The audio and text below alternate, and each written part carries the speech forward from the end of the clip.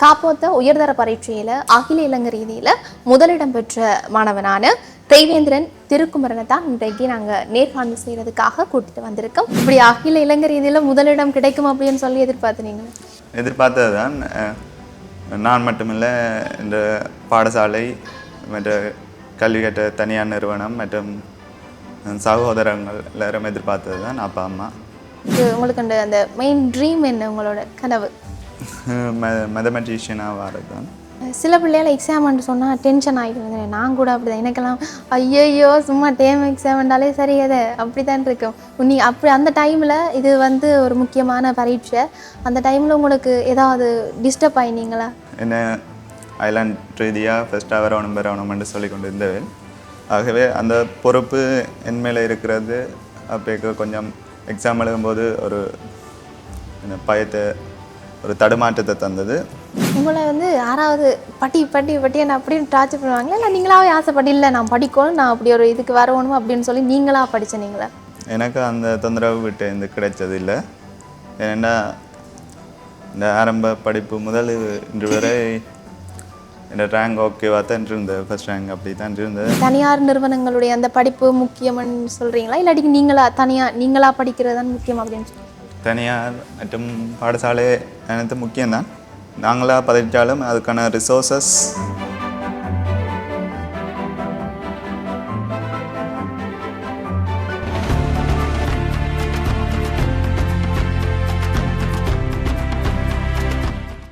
IBC Tamil உறவுகளுக்கு வணக்கம். மீண்டும் மற்றும் ஒரு நேர்காணலினூடாக சந்தித்திருக்கிறதுல மகிழ்ச்சி. இன்றைக்கு 6 நேர்காணல் செய்கிறதுக்காக கூட்டிகிட்டு வந்திருக்கோம்னு சொல்லி பார்த்தீங்கன்னா இருந்தால் கிளிநொச்சி மண்ணோட முத்து அப்படின்னு சொல்லலாம். ஆறுன்னு சொன்னால் காப்போத்த உயர்தர பரீட்சையில் அகில இலங்கை ரீதியில் முதலிடம் பெற்ற மாணவனான தேவேந்திரன் திருக்குமரனை தான் இன்றைக்கு நாங்கள் நேர்காணல் செய்கிறதுக்காக கூட்டிகிட்டு வந்திருக்கோம். ஸோ தொடர்ந்து நாங்கள் அவரோட கதைக்கலாம். வணக்கம். வணக்கம். உங்களை பற்றின அறிமுகம் சொல்லுங்கள். பேர், எங்கேருந்து வரீங்க? நான் தேவேந்திரன் திருக்குமரன். கிளிநொச்சி மகா வித்தியாலயத்தில் பயின்று வந்தேன். கடந்த ஆண்டு நடந்த கல்வி பொதுத்தராத உயர்தர பரீட்சையில் பௌதிக விஞ்ஞான பிரிவில் தோற்றி கடந்த சில தினங்களுக்கு முன் வெளிவந்த பரீட்சை பெறுபேறுகளின்படி அகில இலங்கை ரீதியில் முதலிடத்தை பெற முடிந்தது. அது எனது வாழ்க்கையில் சாதனைகளில் ஒன்றாக அமைந்தது. நிச்சயமா. உங்களோட ஃபேமிலி பற்றி சொல்லுங்கள். வீட்டில் எத்தனை பேர்? அம்மா? எங்களோட வீட்டை அம்மா, அப்பா மற்றும் சகோதரம் என்னோட சேர்த்து 5 பேர், மொத்தம் 7 பேர் மற்றும் அம்மம்மாவும் இருக்கிறான். அகில இலங்கை ரீதியில் காப்போது உயர்தர பரீட்சையில் முதலிடம் பெற்றிருக்கிறீங்க. இப்படி இருக்க இந்த பெறுவரை பொறுத்த வரைக்கும் உங்களுடைய மனநிலை எப்படி இருந்தது? இப்படி முதலிடம் பிடிச்ச உடனே உங்களுக்கு எப்படி இருந்தது மனநிலை? மிக சந்தோஷமாக இருந்தது. வெறுமனு யோசிச்சிருந்தேன்னா நான் டவுட் வாரத்துக்கு முதல் சொல்லலாது. அந்த அப்புறம் மிக்க மகிழ்ச்சியாக இருந்தது. இந்த சந்தோஷத்தை ஃபஸ்ட்டாக எங்களோட அண்ணா தான் எடுத்து சொன்னது, பெரிய அண்ணா. அதுக்கு பிறகு நான் பெற்றோருக்கு சொல்லி மிக்க சந்தோஷம். பிறகு எனக்கு கற்பித்த ஆசிரியர்கள் மற்றும் அதிபர்கள், முன்னாள் நாள் அதிபர்கள் அனைவருக்கும் இந்த ரிசர்ச்சை சொல்லி மகிழ்ச்சி. முதல் அண்ணாக்கு தான் சொன்னது? அப்படியே அண்ணா தான் பார்த்து சொன்னவரா? அண்ணா பார்த்து சொல்ல விட்டு அப்படியே எல்லாருக்கும் தெரியும். வீட்டுக்காரனுங்க எல்லாட்ட எப்படி எல்லாரும் வீட்டுக்காரர் இதை கொண்டாடினவ, இது ஒரு பெரிய ஒரு இது மாதிரி தானே?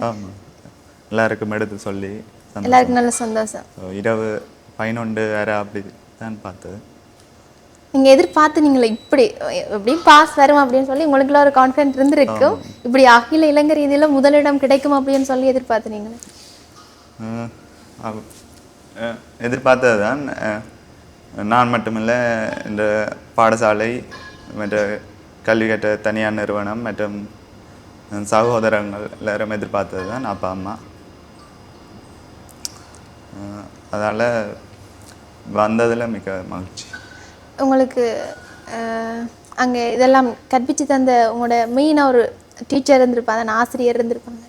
அது எந்த ஆசிரியர்? அவங்களோட பேர் சொன்னால் நல்லா இருக்கு. குறிப்பாக சொல்லப்போனால் இணைந்த கணிதத்துக்கு சதானந்த சிவன் சார், சதா சார்ன்னு சொல்கிறது. மற்றது சைந்தியாட் டீச்சர். மற்றது பௌதியவியலில் Sathish sir, Prabha sir, Aingaran sir, மற்றது செந்தூரன் சார். மற்றது ரசாயனவியலில் Barman sir, Jegatheesh sir, Vasu sir போன்றவை குறிப்பிடுத்தார். வியல் பாடசாலை ரீதியாகவும் தனியார் வகுப்புகளிலும் எனக்கு படிப்பிச்சார். நீங்கள் வந்து ஒவ்வொரு நாளும் எவ்வளோ நேரம் படிப்பீங்க? இது என்னட்ட அந்த படிக்கிற ஸ்கூலில் படிப்பினும் இல்லை, அவையிட்ட இருந்து வந்த கேள்வி இது. நான் அப்படி டைம் ஒதுக்கி படித்தது கடைசி நேரத்தில் தான். அதுக்கு முன்னுக்கு தேவையான அளவு படிப்பேன். 11 மணி மட்டும் ஒவ்வொரு நாளும். ஓகே, கடைசி நேரங்களில் தொடர்ச்சியாக மேசையில் அமர்ந்து படிச்சிருக்கிறேன். அது தேவையான பொழுது தேவையான மாதிரி படிச்சிருக்கேன். நீங்கள் உங்களை பொறுத்த வரைக்கும் டியூஷன் தனியார் நிறுவனங்களுடைய அந்த படிப்பு முக்கியம்னு சொல்கிறீங்களா, இல்லாட்டி நீங்களாக படிக்கிறது தான் முக்கியம் அப்படின்னு சொல்கிறீங்களா? தனியார் மற்றும் பாடசாலை அனைத்து முக்கியம்தான். நாங்களாக படித்தாலும் அதுக்கான ரிசோர்ஸஸ் ஸ்கூல் வேரியாகவும் தனியார் ஸ்கூல் எடுத்துக்கொண்டால் ப்ராக்டிகல்ஸாக இருக்கட்டும், அதுகளெல்லாம் ஸ்கூலால் தான் செய்ய முடியும், தனியாரால் செய்ய முடியாது. தனியார் எடுத்துக்கொண்டோம்னா மற்ற பாஸ் பேப்பர்ஸ் அதுகளெல்லாம் கூட தனியார் வகுப்புகளில் பயின்றது கூட. ஏன்னா ஸ்கூலில் சிலபஸோடு போகும், டியூஷனில் தான் அதை கவர் பண்ணக்கூடிய மாதிரி இருந்தது. மற்றபடி ரெண்டும் முக்கியம்தான். உங்களோட தனிப்பட்ட முயற்சியும் மற்றது மேலதிக வகுப்புகளும் முக்கியம். ஏதாவது ஒரு பாடம் படிச்சுட்டு இருக்கேங்க, ஐயோ இது என்ன அது விளங்குது இல்லையே, அந்த டைமில் ஒரு சிலது கஷ்டமாக இருந்திருக்குன்னு தெரியுமா? ஒரு சில பாடம் வந்து அந்த டைமில் உங்களுக்கு யாராவது ஹெல்ப் பண்ணாங்களே, இல்லை அது அப்படி தான் இப்படி செய்யணும்னு சொல்லி கிளியர் பண்ணியிருப்பாங்களே வீட்டில் யாராவது, இல்லாட்டிக்கு இல்லை கால் பண்ணி சார் இப்படி எனக்கு ஏதாவது ஒரு இந்த கேள்வி வந்து டவுட்டாக இருக்குது அப்படின்னு சொல்லி சப்போர்ட் பண்ண விஷயம்னு சொன்னால் அப்படி இருந்தது இல்லை, நீங்களே கிளியர் பண்ணிப்பீங்க அப்படியே? சிலது நான் ரிசோர்ஸ் புக்கில் பார்த்து படிக்கணும்னா படிக்கும்போது முதல் தடவையில் எல்லாம் விளங்கமண்டு இல்லை.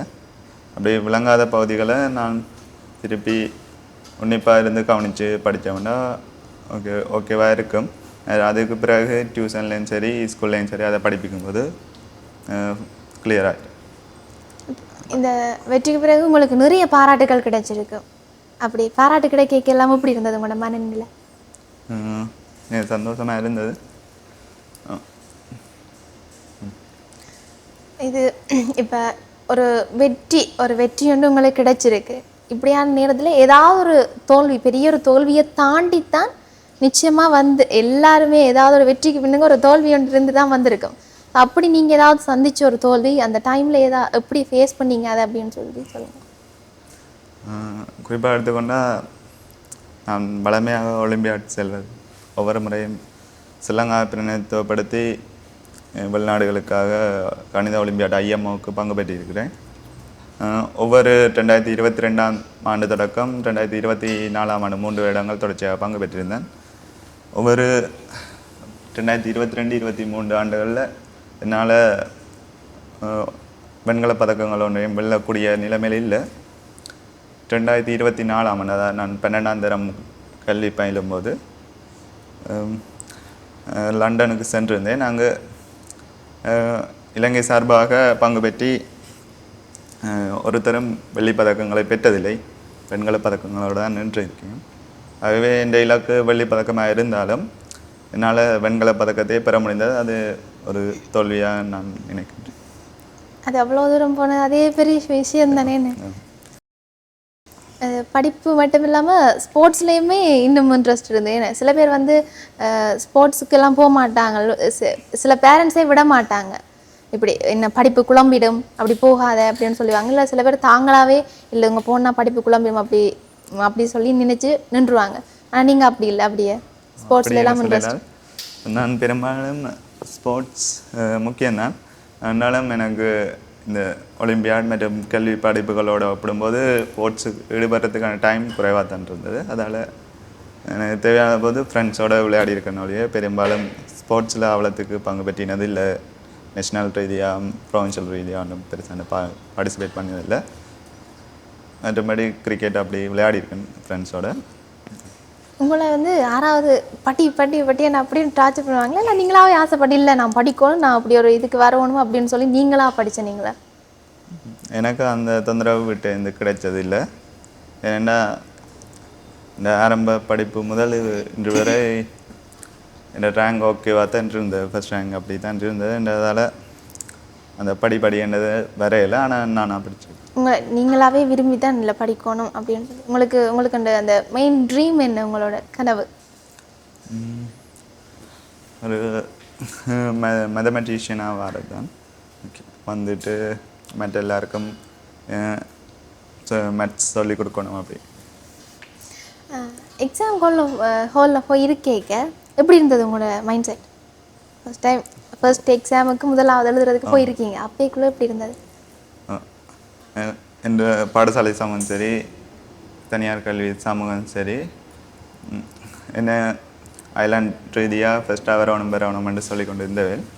ஆகவே அந்த பொறுப்பு என் மேலே இருக்கிறது அப்போ கொஞ்சம் எக்ஸாம் எழுதும்போது ஒரு பயத்தை, ஒரு தடுமாற்றத்தை தந்தது. அது கொஞ்சம் கஷ்டமாக தான் இருந்தது. அப்படி பயப்படைக்குள்ள எல்லாம் வராது, இப்போ எக்ஸாம் உபயோகிக்கல இல்லை பயப்படாத, பார்த்து அது ஒன்றும் பிரச்சனை இல்லை, வெரைட்டிகளாக வர அம்மா வீட்டை முக்கியமாக சொல்லியிருப்பாவே அந்த டைலாக் சொன்னவாவா? இல்லை, நான் வெளிக்காட்டுறதில்லை அந்த பையங்களை. எந்த வழியில் அப்படியா தைரியம் மாதிரி தெரியுறது அப்படியா? வீட்டை அம்மா என்ன சொல்லி விட்டவா எக்ஸாமுக்கு ஃபர்ஸ்ட் டைம் போயிருக்க? வாழ்த்து, நல்ல வடிவாக செய்யணும். உங்களுக்கு நீங்கள் எழுதின பாடத்தில் சவாலாக இருந்த பாடம்? சவாலாக இருந்தது கணித பாடம் தான். ஏனெண்டா அதுதான் ஃபஸ்ட்டாக நடந்தது. ஏன்னா அதுக்கு முதல்ல வேறு எக்ஸாம் நடக்கலை தானே. அப்போ கணித பாடம் மற்றது பழமையாக நடக்கிறத விட ஒரு ஸ்டாண்டர்டாக தான் இருந்தேன் இந்த முறை. நான் பழமையாக 5 கேள்வி செய்ய வேண்டியது பார்ட் 2ல். நான் 6 கேள்விக்கு போனது ஒரு தவறாக நினைச்சிருந்தேன்னா, ஏன்னா என்னால் 6 கேள்வி முடிக்க முடியலை, 5 கேள்வி தான் முடிக்க முடிஞ்சது ஒவ்வொரு பாட்டிலே. என்னாலும் 5 கேள்வி பூர்ணமாக செய்ததால் பெரிய பின்னடைவு ஏற்படையில்லை. ஓகே, மற்றபடி மற்ற பாடங்களுக்கு அதை படிப்பினையாக வச்சு வந்து தேவையானதை மட்டும்தான் செய்தேன், எக்ஸ்ட்ராவாக செய்ய வழி கிடையாது. அப்படியே சில பிள்ளைகள் எக்ஸாம்னு சொன்னால் டென்ஷன் ஆகிடுது. நான் கூட அப்படி தான், எனக்கெல்லாம் ஐயோ சும்மா டேம் எக்ஸாம்ண்டாலே சரி அதை அப்படி தான் இருக்கும். நீ அப்படி அந்த டைமில் இது வந்து ஒரு முக்கியமான பரீட்சை, அந்த டைமில் உங்களுக்கு ஏதாவது டிஸ்டர்ப் ஆகினீங்களா? பயந்து போய் பயம் இருக்குன்னு தானே, பயம் இருக்குன்னு தானே அந்த டைமில் பதற இல்லையோ, ஐயோ என்னென்று எழுத போகிறனோ அப்படி தானே போடணும் அப்படின்னு சொல்லி? அப்படி என்று இல்லை, டைம் தான் முக்கியமாக. டைம் தான் கொஞ்சம் என்ன அந்த குறிப்பிட்ட டைமுக்குள்ளே எல்லாம் செய்து முடிக்கணுமென்றது தான் என் நோக்கமாக இருந்தது. மற்றபடி செய்ய இயலாதுன்ற மாதிரி ஒன்றும் இல்லை. நீங்கள் ஸ்டார்ட்லேயே படிக்க வலிக்கிட்டீங்க, தொடங்கிட்டீங்க. இப்போ சில பேர் எக்ஸாம்னா முதல் நாள் தான் இருந்து முழுக்கெல்லாம் தட்டுறது அப்படி இல்லையே தானே? ஏழை பொறுத்தவரை அது சாத்தியப்படாத ஒரு விஷயம். என்ன முதல்ல இருந்தே எல்லாமே படிச்சு கொண்டு வர ஓஎல் வரும் மட்டும் அப்படி செய்யலாம். ஓகே, ஏல அப்படி செய்யலாம்னா நீங்கள் அப்படி தான் படிச்சீங்களா? எக்ஸாமுக்கு முதல் நாள் தான். ஓஎல் பெரிய பாடம் இல்லை தானே. நான் ஓஎல்ல பெரும்பாலும் இந்த இணைப்பாட விதமான ஒலிம்பியாட்டங்களில் தான் பங்கு பெற்று அந்த ஆர்வம் கூடவே இருந்தது. என்ன பருவரு வந்தது? ஓஎல்ல 9 தான். கெட்டிக்கார பிள்ளை தானே. என்ன உங்களுடைய இந்த வெற்றிக்கு பிறகு உங்களுடைய நண்பர்கள் வட்டாரத்தில் எப்படி இருந்தது? அவங்கண்ட மகிழ்ச்சி எப்படி இருந்தது? மிக மகிழ்ச்சியாக தான் இருந்தது.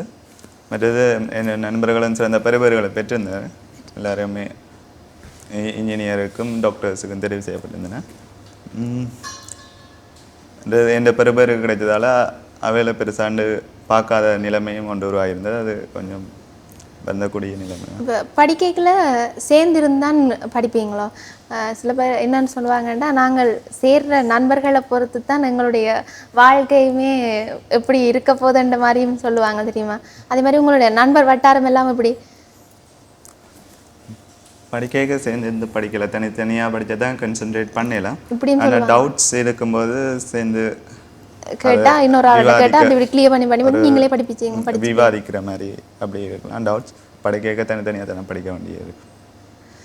சரி, இப்படி இருக்கேக்குள்ள இறுதியாக இந்த கேள்வி என்னென்னு சொன்னால், இனி எக்ஸாம் எழுத போகிற ஆட்களுக்கு, அதாவது உயர்தர பரீட்சை எழுத போகிற ஆட்களுக்கு நீங்கள் என்ன சொல்ல விரும்புகிறீங்க? நிறைய பேர் எதிர்பார்க்கணும் உங்களோட கருத்தை தான். என்ன சொல்ல விரும்புகிறீங்க எக்ஸாம் எழுதுகிற ஆட்களுக்கு?